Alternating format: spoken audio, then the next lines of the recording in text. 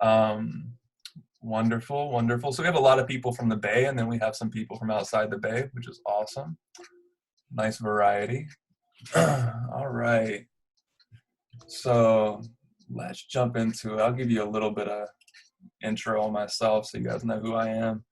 Um, yeah, I'm Brian. I live in Berkeley, California. I've been foraging for many, many years and teaching classes very, very in-depthly for the past year or so. And recently switched to this online format in the light of all the current world events. And it's been a real blessing. So I love working with wild plants in all sorts of different ways. Hope that you'll pick up some of that passion and take it out into your world as well and be able to apply what we learn, but not just to eat, but like to actually get out and touch the plants and smell the soil and like be out with the trees, you know, that are producing all these amazing anti-anxiety and anti-stress compounds all the time. There's so much healing out in nature, and that's where I really come to it from. I was a psychology major, so that was my path for about 10 years, and then got very, very passionate about wild plants in 2012, and I've just been on that path for since then. So anyways, I won't go too far into my life history, but let's get into some plants. And let's see, can y'all hear that music that I'm playing, by the way? No? Someone can? For people who can hear it, is it distracting? All right, one person saying no. People are saying no. I like to have a little bit of chill music going. Um, I might mute it at some point. All right, cool. So let's jump into the first plant. I'm going to share screen, and I'll pretty much stay on share screen throughout this whole thing. Like I said, feel free to chat, feel free to unmute yourself and talk if you want, and we'll jump right into it. So let's do this.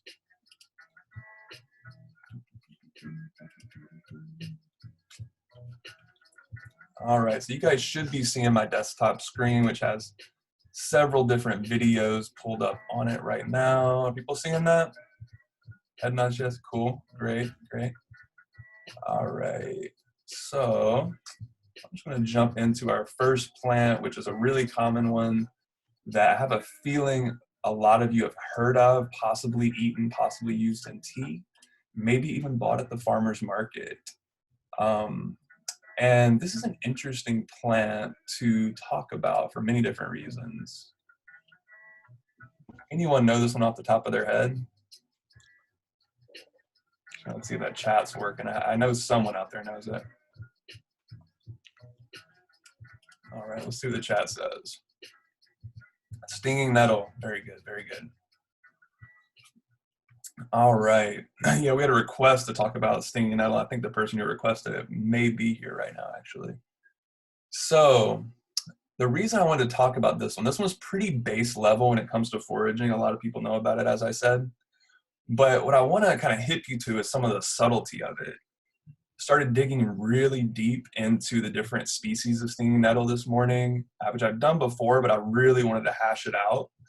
And learned a ton about their reproductive strategies too. They're very, very interesting. Some of them are dioecious, as to say that they have both male and female plant stands that then cross-pollinate, producing their seed. Some of them are monoecious, meaning that they have both male and female parts all in the same plant. And then they start to cross between those monoecious and dioecious ones. And then you get all these funky hybrids. So they're a very, very odd plant in that regard. So what we're looking at right here, we're going to get a little bit into some specs. What's that? I think I heard someone chat in. Some of you might be unmuted, by the way, just so you know. So if you're talking, I might be able to hear you. All right. Yeah, it looks like everyone's muted, but yeah, like I said, feel free to jump in.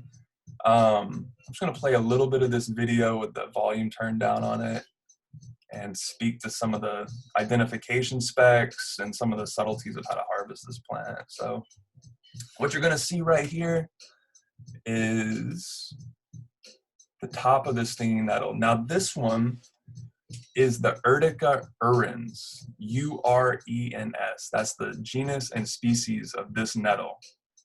Now, I know that because this one has a different leaf structure. I'm going to use my pointer to kind of show you what I'm talking about. If you look down here, it's more rounded at the base.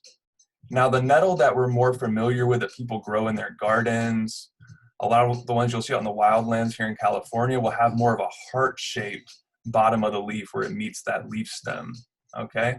This one's pretty much just rounded where it meets the leaf stem. Now, the other thing is that, I mean, check out the deep green. That's another characteristic of this Urtica urens, this type of nettle, which is also known as, I believe it's called the burning nettle. So this one's known to sting you worse than some of the others. One thing that I've found from stinging myself repeatedly with different nettles is that the underside of the leaf is typically what will sting you the worst. So if you're a little bit scared of nettle, try to stick to the upper leaf, but they can still sting you from the upper leaf as well. And if you don't like the feeling of it, use gloves, and you're probably going to get stung by it, but we're actually going to look at a plant that can help with alleviating the sting in just a moment. So this is Urtica urens, and I just like to give people a little bit of time to look at the structure of it and get a feel for, you know, just being able to recognize it. I mean, one thing that's very obvious is these very coarsely toothed leaves, all right? These are ovate, simple leaves with very, very sharp teeth, all right? Or very deeply toothed. You'll see that. And then next thing we'll scrub up to, all right. I'll pause it right here and take a question as well. Saw something in the chat, but for some reason the chat will flash and then I'm not able to click onto it. So if whoever just typed something in the chat, type something else so I can click on it and see what you said. In the meantime, all right, there we go, cool, thank you.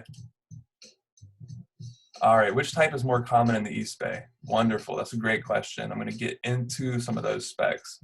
This one is actually the one that I see the least around here, but you will see this one on the side of the road at like gas stations and places like that. I do see this one, but it's not that common. It's not the one I'm necessarily going for. The one that I most commonly see, I will pull up in just a moment. I'll pull up a picture of it. So we'll get into that one in just a moment. But you will see this one more in the flats of the city. Like this was by a liquor store near downtown Berkeley that I found yesterday. So basically what I want to demonstrate on this one though is some harvest principles. One thing to note about this particular nettle is that it's an annual. So basically most of the nettles are perennials, meaning that they grow for years and years and years. This one grows like once per season, reseeds, and then dies.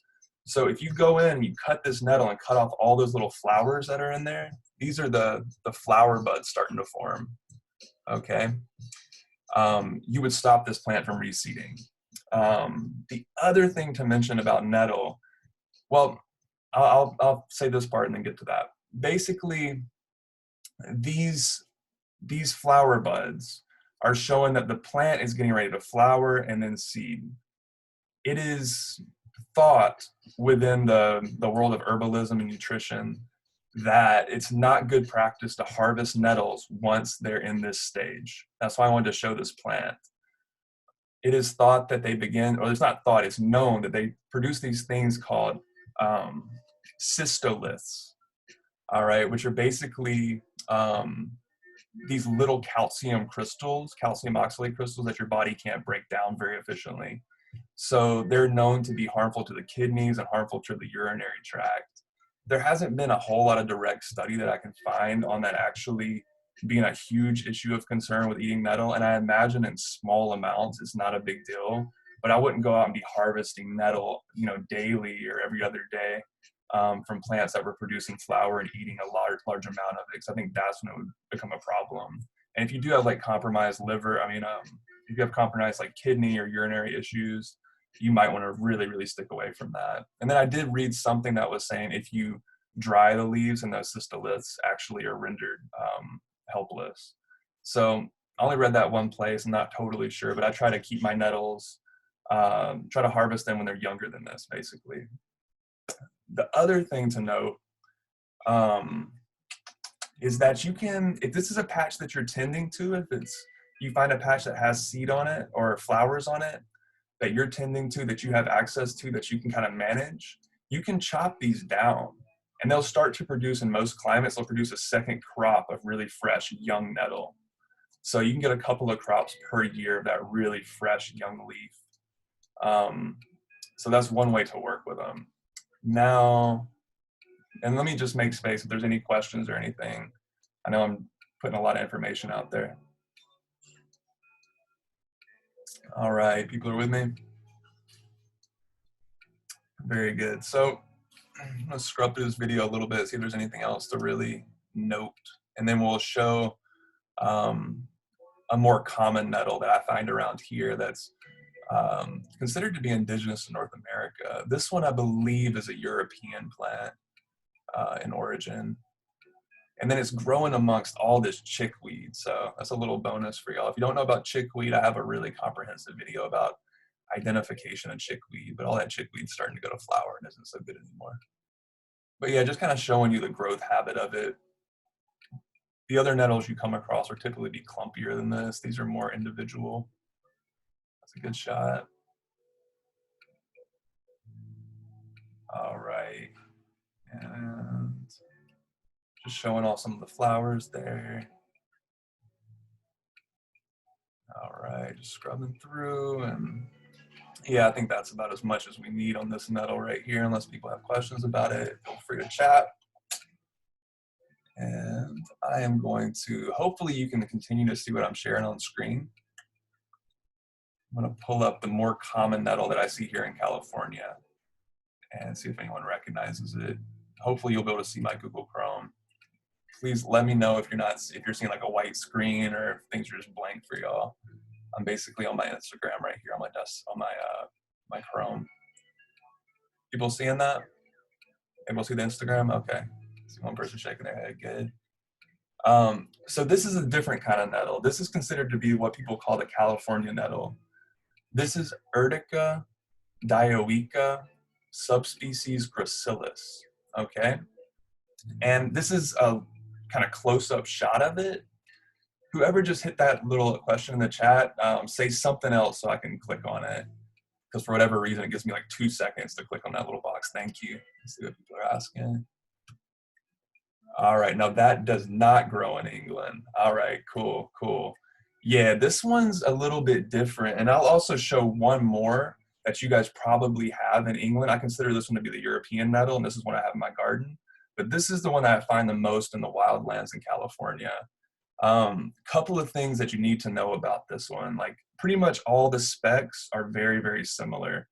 You know, if we were zoomed in on this, you'd be able to see the little hairs that produce that are the trichomes that will stick into you and produce that stinging effect. The stinging is actually kind of nice once you get used to it. I don't know how many of y'all out there have been stung before, but it actually injects a lot of neurotransmitters into you. Serotonin, it has all these different formic acids it injects into you.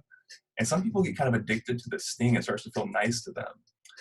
So the caveat I want to give about that is that the different nettles, depending on the time of the year and the species, growing habitat, all these different things will sting you at different amounts. This one right here in particular, the subspecies gracilis, the California nettle, it will sting the heck out of you and it will last for like a day or more. So like if you're going to go harvest this one, be very conscious that you're in for a longer sting. And you know, it kind of feels good to me, but it can become a little bit crazy after a while. So just be aware that they all have different qualities of stinging, and that can vary throughout. But basically all I wanted to show you all about this one is that it's a little bit lighter colored. It's kind of more of a almost lime green. It grows quite large. It can grow up to 6 feet or so. The leaves are a bit bigger. And yeah, just to go back to your original question, Brianna, this is the one that you see in the East Bay and the hills most often. This is the native one. And just a quick mention on how to harvest these, especially with these native plants. People are very sensitive about harvesting plants that are endemic to an area like these in California.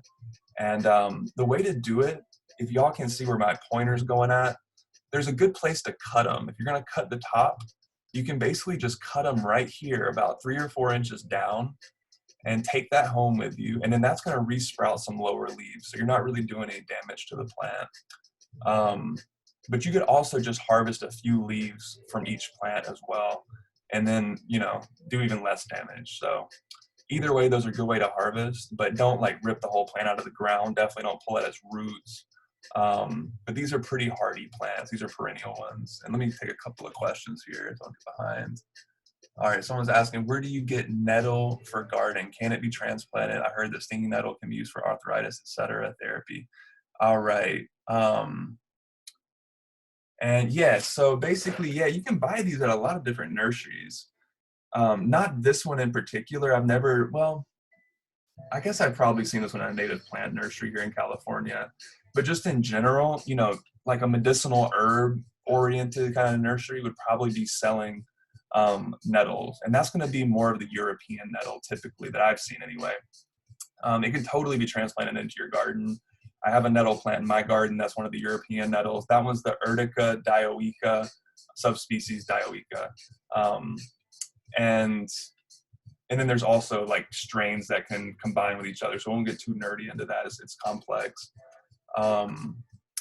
And let's see. So yeah, totally. You can put it into your garden. That's a great place to be able to get it. I love having it in my garden for tea and whatnot. And yeah, I have a big quart jar of nettle that I dried from California nettle right here. It's really beautiful. That was a day's harvest right there, and got enough for probably the whole year in that quart jar. So just for making tea and whatnot. And just to address the other question that Brianna was having about, can you sting yourself for therapy? Some of you have probably heard that before. I think it's absolutely amazing therapy. I have some torn cartilage in my knees, and I've been stinging myself really consistently for the past couple of years to promote blood flow in that area because there's very low blood flow, so it's hard to heal like a torn meniscus in a knee, for example. So it brings blood flow to areas. It's also been known for treating arthritis. There's some really amazing studies about that. It's been shown to help with back pain. People have known about that for, you know, hundreds, if not thousands of years. People have been doing that, and recent studies have shown that that's actually scientifically proven that it does help with back pain. So, you know, use it lightly at first, make sure you're okay with it. It won't sting that much at first, and it'll kind of come on after a few minutes. So like, don't go crazy if you're going to try to do some urtication. And that's what that's called, is urtication. I'll type that into the chat so you guys have a visual of what that word looks like. It's kind of cool.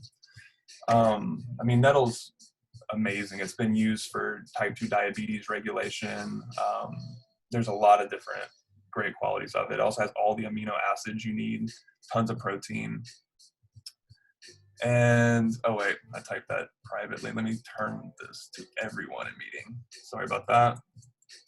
Urtication. All right. Another couple of questions. Would this one sometimes be a lighter green, more tender? Yeah, absolutely. Absolutely, John. This is the California nettle, and it is a little bit more light green, more tender, not necessarily, but definitely a lighter green color. And like I said, more stingy than other versions, in my opinion, and in a lot of people's opinions. And let's see. Because it's so common here, we spend most of our time trying to raise it out of gardens, considered a real pest. Cool. I'm guessing raise is like exterminate from your gardens. Yeah, absolutely. And what a delicious pest that you can, you know, be eating a lot of. So it's not as common around here as far as being a garden weed, but people do have it in their garden as a weed. And if you want to eradicate it from somewhere, you got to kind of pull at the roots for most of the species, because they run by rhizomes. So things that run by rhizomes will typically really eat your garden up pretty easily. And someone's asking, have you taken cuttings of California native nettle? Yes, I actually have. I took one from a friend's yard and transplanted it, and it's doing really, really well. It loves this climate. It's great to work with your native plants as much as possible because they're typically acclimated to your climate and don't require as much tending or fertilizing or care in general. So I have done that, worked pretty well. And then, does urtication need to be done specifically to the affected area? Great question. So I will tell you my experience with it, which is I do use it on the affected area mostly, but I've also been receiving acupuncture, just standard Japanese style acupuncture for the past few years, which is an amazing thing all in itself. And I know which points they normally will needle me at. And so I've memorized those points. And since acupuncture has been closed, like most of these services have been closed for the past few weeks around here, I've been doing acupuncture on myself using the nettle. And I'm actually stinging myself in places that are non-local to what I'm working on because I know where they usually will needle me. This is not an exact science. This is just something I've been experimenting with, but it seems to work really well. So I'll, hit myself here, and knees, head, like these different spots.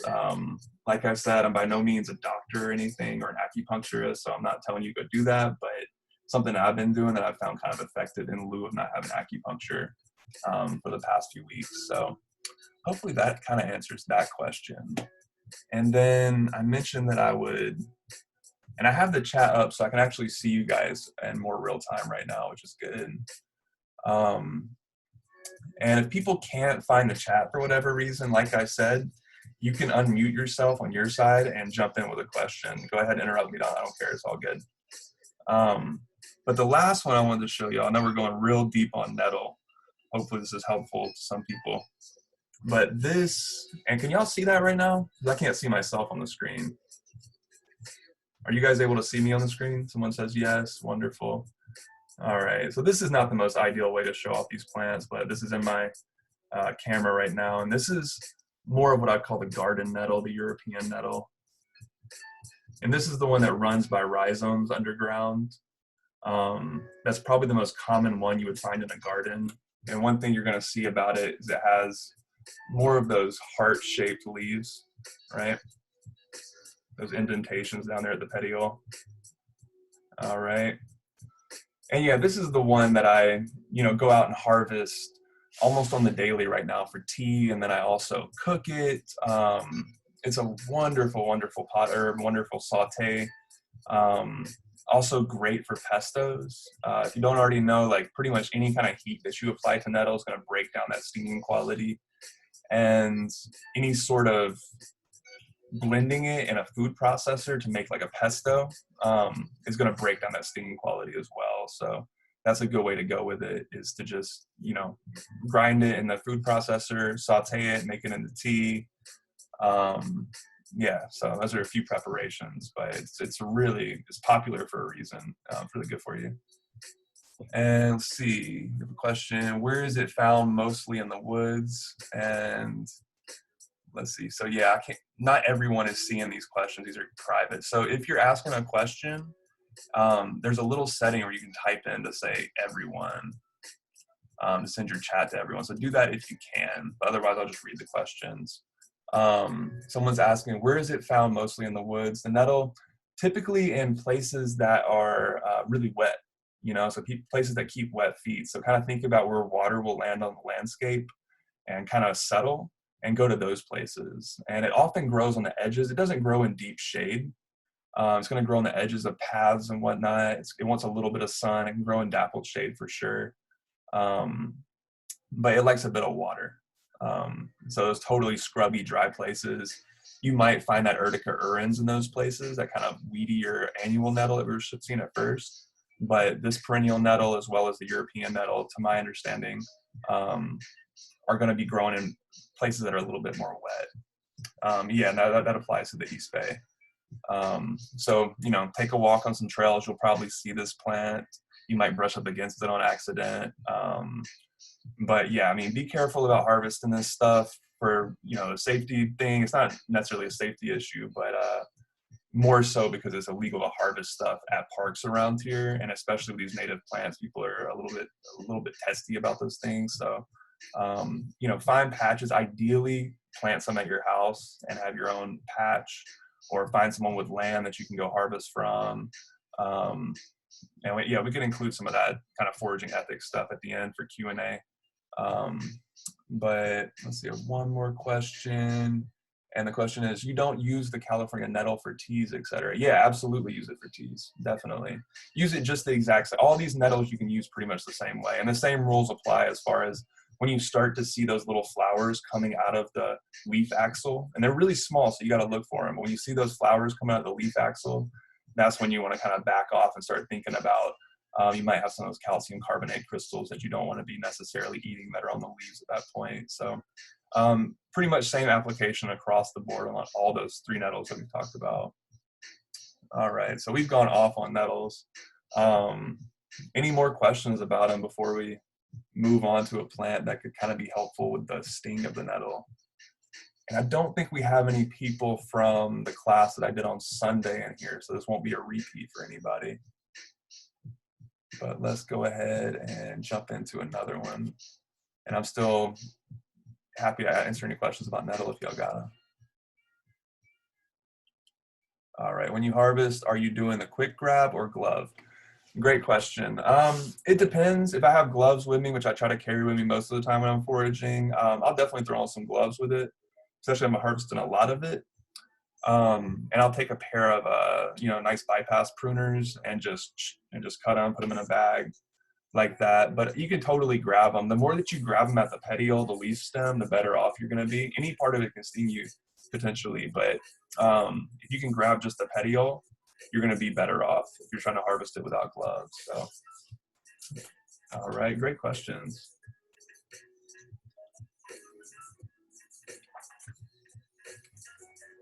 All right, everyone good out there? Any requests? Music still playing. Hopefully it's not bothering anybody. It's like too bassy or something for you. Not distracting. All right, cool. Thanks for hanging in. And let's jump onto this plant right quick. This is another one I chose because it's really widespread. And it's also in a very cool stage around here right now. So I'm going to still got the share screen going. We're about to get into the full screen. Hopefully y'all can see this. Should be seeing a screen with a bunch of lanceolate leaves on there, a bunch of green vegetation basically. Hopefully people are seeing that. Cool. I wonder if y'all have this one in England. I have a feeling you do. This one is called Dock or Rumex crispus. Anyone heard of this one before? Or seen this one perhaps and not knowing what it was? That happens a lot with plants. It's kind of like a wall of green to most people who aren't sort of trained. Yeah, I've seen this one all my life, but I had no idea what it was. Okay, wonderful, cool. So this is familiar to you, but not sure the name necessarily. Yeah, so this one is curly, or dock, like I said, or Rumex crispus. Also known as curly dock or yellow dock. Those 2 common names are synonymous with this plant that is Rumex crispus. Once you know your binomial names, can't stress it enough, learn your binomial names if you're wanting to forage, if you want to know anything about plants in general. Knowing binomials is really cool. You sound cool when you say it, and then also it's like the one thing that is that plant, right? Because like they can have multiple common names. It can get really confusing with common names, but Rumex crispus. So let's talk a little bit about this one. The reason I sequenced this one in here right now is because this is a great medicine for nettle sting, actually. There's a few different things that can help, including like plantain, anything that kind of soothes your skin. But this one is often known to be growing next to stinging nettle because they both like those wet feet, those kind of moist lands. So what you can do is take the leaf, chew it up, and if you have one of those nettle stings, chew that leaf up, make a poultice, and then stick it onto that sting.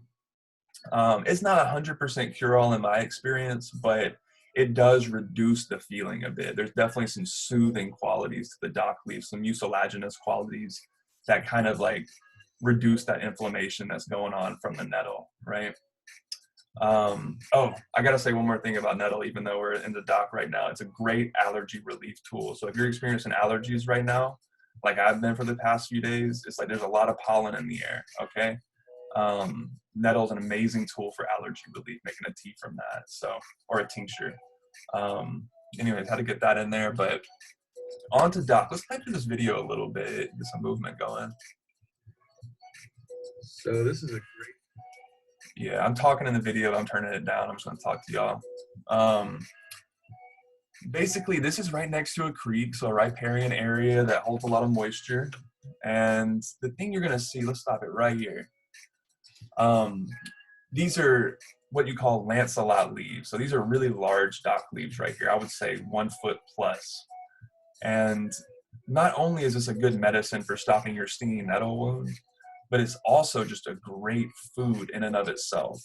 This is one that I eat pretty consistently, and there's multiple parts that you can eat, which is the exciting part about it. So you can kind of follow this one throughout the season. Um, the leaves are probably the most consumed part of it, all right? Um, the way to eat the leaves is you want to look into the middle. So I'm going to put my pointer over kind of what the middle of the plant is. And you'll see like right here where my pointer is, there's a really small leaf, okay? The smaller and the younger the leaf is, the better off it's going to be as far as culinary use. Once they start getting big like this, you're chancing getting really bitter leaves. And the leaves can taste very different depending on the habitat that this plant is growing in. And also depending on the species. There's a bunch of species of dock, but for the most part, Rumex crispus is one of the most common ones we have out here. But definitely good to get into learning the different species. There's an amazing wild food author out there named Sam Thayer. I totally recommend getting his 3 books, and he goes deep into all the subspecies of dock, and the different tastes and the different culinary applications of them as well. So that's a cool resource. But we'll just be talking about Rumex crispus. That's the one that's really common. I think this one has a range that goes throughout Europe. I believe it's originally from Eurasia. So something you see around the world. But back to kind of how to eat it and how to harvest it. Like I was saying, the leaves are really good. Sautés, stir fries.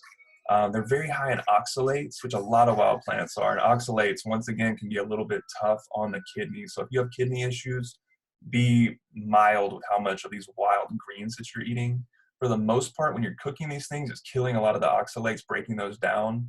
And if you don't take home like a pound or 2 pounds of dock leaf and then just like eat that all in one sitting or eat it raw or something like that, or eat like a bunch of it raw, because that's when you start having problems.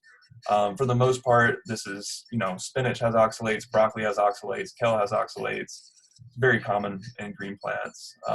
It sometimes gets kind of played up as to how dangerous these things are to eat. They're really not. But something to consider for sure. Like, definitely look this stuff up before you start going crazy with medicine making or eating it every single day. Like, you have any kind of pre-existing conditions or any medications you're on, you might want to look into this a little, look into all the contraindications of any plant. So something to think about. But what I want to show y'all here, let's keep playing through this. Like I was saying, younger leaves are better. And what I'm showing y'all right here is the flower stalk is starting to go up. And we're going to see some more plants in just a second that has a flower stalk that's a little more visible. The stalk is like, that's where it's at. That's my favorite part of it as a vegetable. All right, so you're seeing them right there. It's that part that's shooting up, okay? Because this plant in its young stage is forming a basal rosette, so it's just basically a circle on the ground like those right here. Actually, I just harvested the stem off that one. That's why it doesn't have a stem. But you see how those are shooting up stems right there? Those stems are actually probably the best part of this plant to eat. And I'm realizing I didn't really tell y'all too much about identification, so we'll go into that in just a second. But the stem is an amazing vegetable. Basically, you want to cut it. Just kind of follow my pointer on the screen if you can. And you want to cut it down here. And like, mind you, you're stopping this plant from being able to flower and seed when you do that. It might shoot up another shoot at some point, depending. But you're kind of stopping the spread of it. This is considered to be a noxious weed around here. So not necessarily something I'm concerned about, harming the population or anything by doing this. But that's the part that you're going to want to cut. And then you're going to want to find parts that are really soft within that stem. All right, so you want to cut it with a knife, cut it perpendicular like a cross. And you have this amazing shoot vegetable. You can saute it. It has a great mild flavor to it. You can nibble on it raw. You can kind of peel the outer layer of skin around it to make it even more succulent. Um, but it's an amazing, amazing shoot vegetable. Um, Something that I've really been trying to eat more and more of, because it's kind of like this special time before it really starts to send out its flowers and its seed before it gets kind of tough, and that's going to be hard to harvest that. So it's a short little life of time when you harvest that shoot. But let's do a little bit more identification. Like I was saying, these are lanceolate leaves, meaning they kind of look like lances, and deep green color, very prominent midrib on the leaf. Will often have these red speckles on them, which my memory is serving me as some kind of fungus, but it's not harmful to you, don't worry about it. But less of that red stuff is better as far as culinary use goes. And then the margins of the leaf. Let's see if we can get a good picture of the margin. All right, right there is a pretty good one. So there's this kind of like crispy edge to it, and that's why they call it Rumex crispus. But the leaf margin, there's no teeth on it. Sometimes they're so curly looking and curvy that it almost looks like there's teeth to it, but there's not. If you look closely on the edge, it's just very, very wavy, sometimes very finely wavy. That's an identifying feature, as well as the way that it grows, which is in that basal rosette, like I was saying, which that's a good example of it that we have on the screen right here, that circle. And then when it's starting to want to go to flower, it's going to shoot up that nice stalk. Okay, so they can get pretty tall. They can get up to be like 6 feet tall when they're shooting that stalk, but usually are very low lying like that. And the taste is going to be anything from slightly bitter to very bitter to slightly lemony to very lemony. I try to go for ones that are less bitter and more lemony, and I will often make dock chips, kind of in the same vein as kel chips, and just harvesting younger leaves that are less bitter, more lemony, putting a little bit of olive oil and salt on them, and then putting them in the oven at about 250 degrees Fahrenheit, and letting them crisp up for about 10 minutes. You got to watch them close because you can burn them very easily, or you can undercook them. You want to be nice and crisp. And also some nutritional yeast is amazing to add to them. And then you have a great wild snack. They don't last for long in that nice crispy state. I haven't found a way to do it anyway, so if you do find a way, let me know. But that's curly dock. I mean, those are some of the uses for right now. People also use the root as well as the seeds, but unless people have questions about that, I'm gonna go on to another plant. All right, so I think I missed a couple of questions. Sorry about that. Oh, wow, a few questions, my bad. For whatever reason, the chat wasn't up on my screen, probably a user error on my part. Cool. So yeah, we have a ton of different types of dock here. Wonderful. And there's a traditional dish based on it from Yorkshire, from North England, which you can get most types of dock for. Cool. All right, very good. Love new recipes. Thank y'all so much. And then can you repeat the name of the person who has the recipes for this? Yeah, check out Sam Thayer. I'll type that into the chat for y'all. Definitely get his books, even if you are not in his region. I think he lives in Maine. He's a great person to read. And a lot of the plants he talks about will have uses or be able to be found in many places in the world. Some of them not, but no matter what, he's one of the most, well-known foragers out there and has a ton of experience. So he's not going to tell you necessarily recipes, but he's going to tell you more of the different species and what you would want to possibly use them for. If you want to get into recipes, I don't know if any of y'all have heard of Pascal Bauder. I'll put him out there as well. He is the wild food chef extraordinaire person that you want to check out if you want to do some like really interesting culinary stuff with wild food. There's several people out there like that, but he's one of the most preeminent ones. Cool. Any more questions? Sorry for not being on the chat during that video. Still learning the platform a little bit, the Zoom platform. All right, people good out there? Got a few people with us still. Good. Very cool. So how about, we're getting towards the end of time. I always like to push it a little bit though. We only did 2 plants, so I'll give y'all a quick choice on plants. So just we'll kind of take a vote and I may just choose in the end, but I got a video on cleavers here, or gallium aperine. If you really want to hear about cleavers, type that in. If you're neutral, you know, or whatever, don't type anything. It's all good. Can also talk a little bit about the black nightshade, which is a very interesting plant, very misunderstood edible. And then have this one. This one's probably a little bit more. This is a kind of an obscure plant right here. This is bristly ox tongue. See one person vote for black nightshade. That's probably the one that y'all gonna have the most relatability to, as far as being in diverse ecosystems. Cleavers are a good one. Sticky Willy, that's a good one. 2 votes for cleavers. Cool, sounds like someone out there already knows some cleavers. All right, so we'll hold off on black nightshade for right now since more people want to do cleavers, but I'll definitely circle back to black nightshade at some point. So that's yeah, it's a fascinating plant, and they all are really. Some of them are a little bit more steeped in lore than others, but let's do cleavers. And it sounds like some people know them. So if you have any information you want to contribute, you know, feel free to hop on here and teach a little bit too. Definitely open to that. So yeah, I got a cleavers video going. I'm trying to keep the chat up for y'all. And let's full screen this bad boy. View full screen. All right, cool. For whatever reason, I don't see the chat up right now. Can someone say something into the chat just so I can pull it up? It'll help me out. All right. Yeah, if anyone's just type hello, that'd be amazing. All right. Yeah, I don't see the chat. So if y'all start saying some stuff, hopefully it'll. I think this. Okay, someone's. Yeah, something wrong with the chat. I've somehow done something wrong. Let's see. Yeah, when I have it on full screen, I can't see the chat.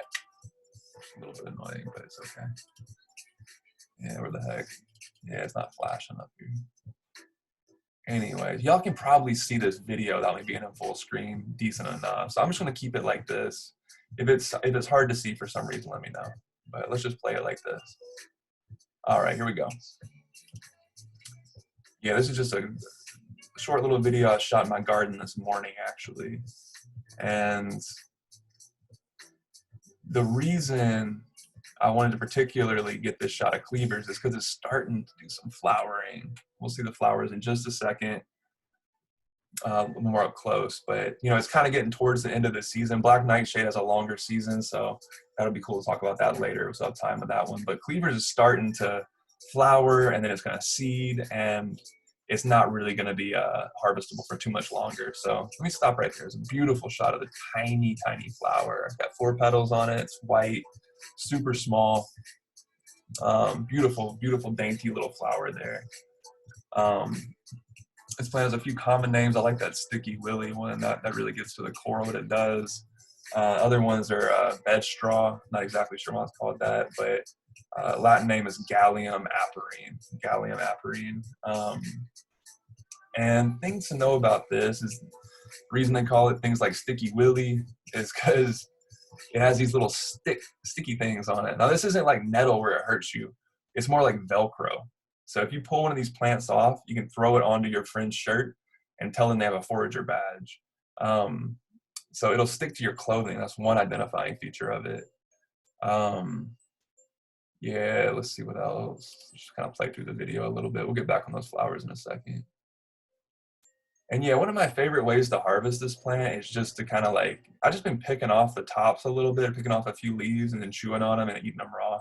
Not the best plant to eat raw because it's kind of, you know, sticky a little bit, but in small amounts, I'm cool with it. But I also put it into teas. I put it into some hot water and with a bunch of other different herbs from my garden.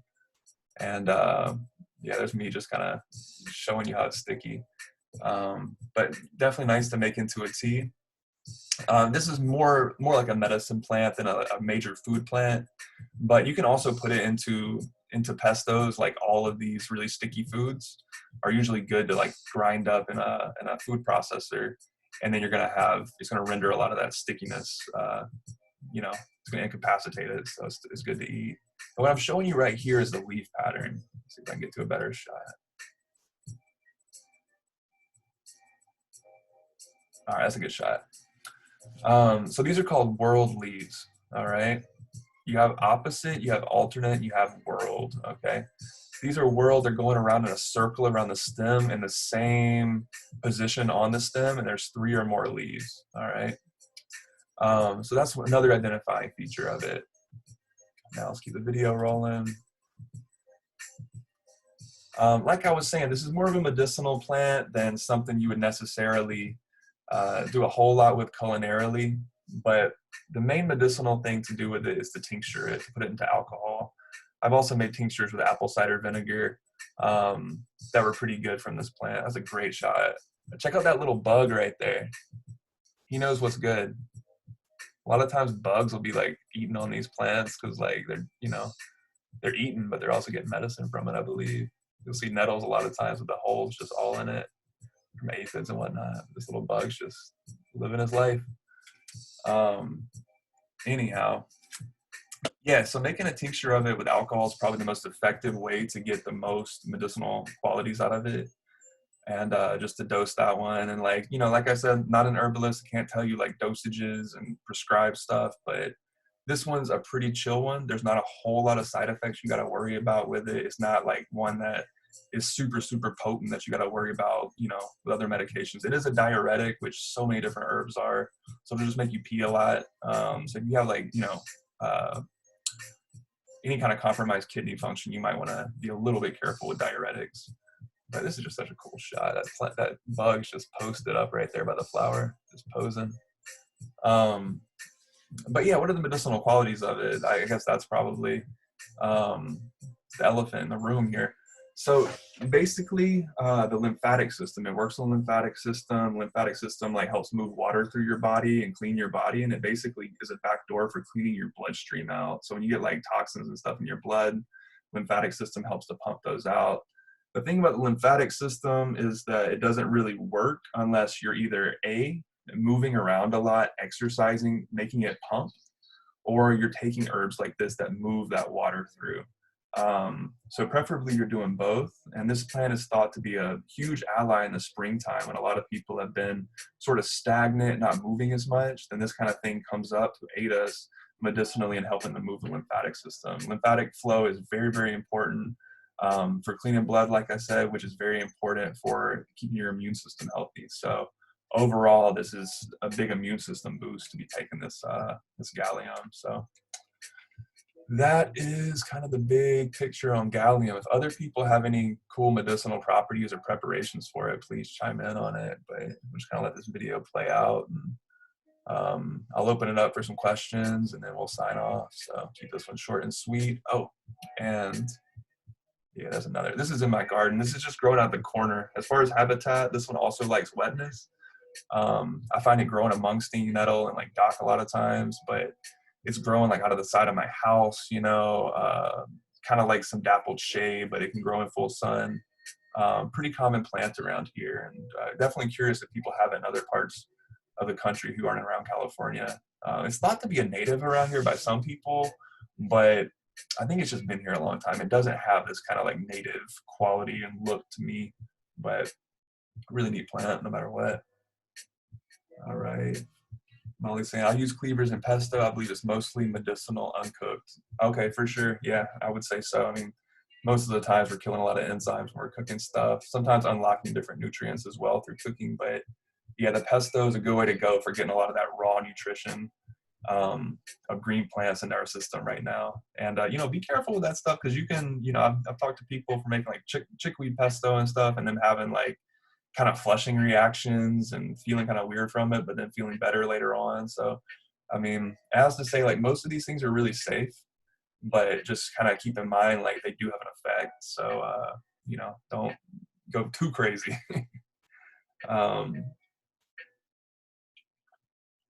And yeah, I'll just open it up.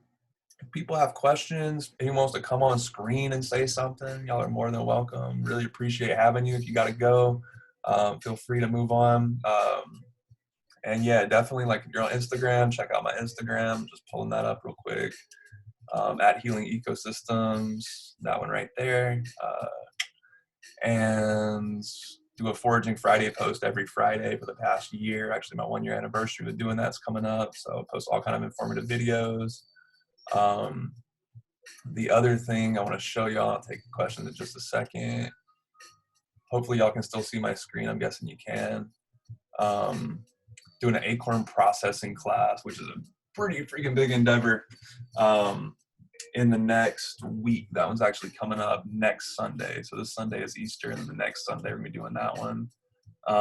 If cost is an issue for you, hit me up, and I'll see if I can do a little bit of help for people who really want to learn, because this is a very cool skill. And I'm also doing something really interesting I've never done before, which is sending out packs of these acorns for people to actually work along with. So if you want to get an acorn pack, message me and I'll send you out an acorn pack. And yeah, this is going to be really neat. This is kind of never before seen online. It's going to be a lot of information. And let's see, got a couple questions. So, does it depend on how much you're detoxing as far as reactions go? And yeah, I can't really even speak to that like on any kind of honest level. Yeah, I guess, you got to know your own body and tune into like what's true for you as far as that stuff goes. That's kind of my most general of medical advice.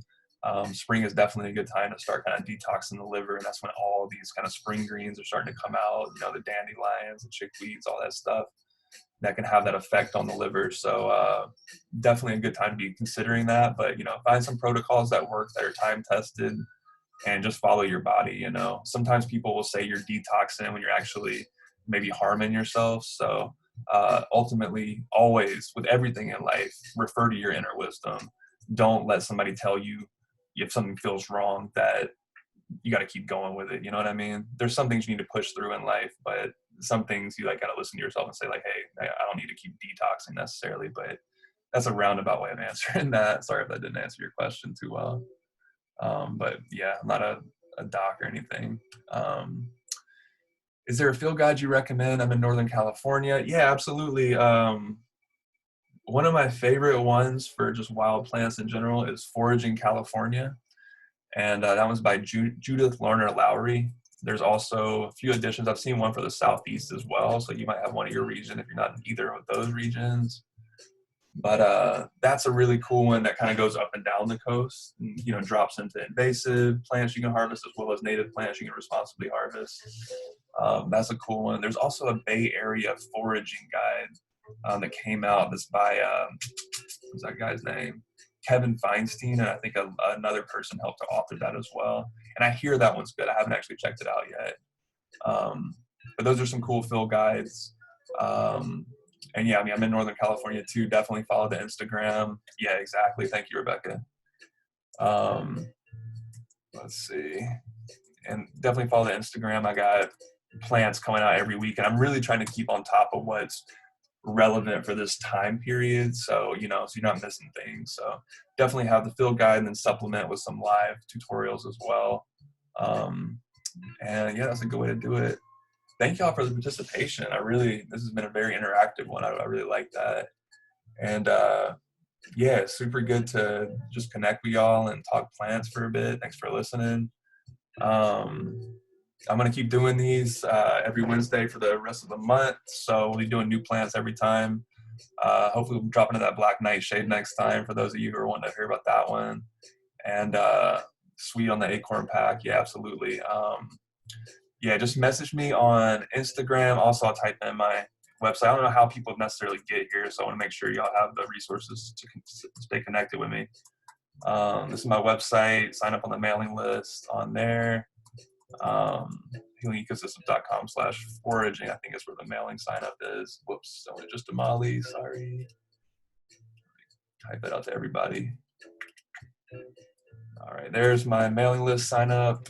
Also on facebook.com/healingecosystems. So yeah, feel free to message me. I love to ID plants. So, message me. I'll do my best to get back to you as soon as I can. And if you have any questions about today, definitely follow up. Yeah, appreciate y'all so much.